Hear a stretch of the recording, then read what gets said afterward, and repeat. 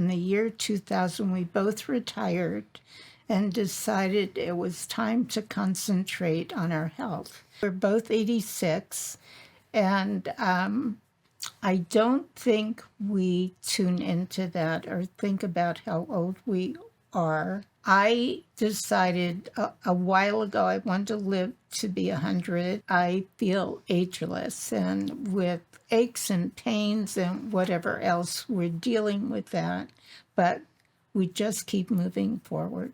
We've both done marathons. We walk only. We've done halves. We've done 10Ks.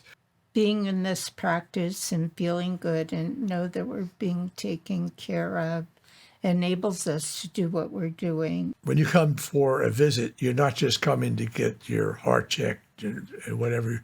You're going to cover the 4 pillars of health. It's a whole different level of caring for us. And it's just a different level for me of comfort that somebody knows, somebody cares, somebody's on top of it.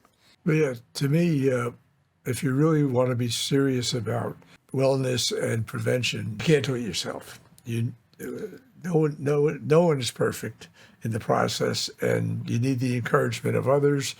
And you learn every time you have one of these support group workshops that you go to. Family is extremely important to us. Matter of fact, that's the most important thing to us. But yeah, community is key. If you don't have that, you're not going to be successful in the long journey of wellness.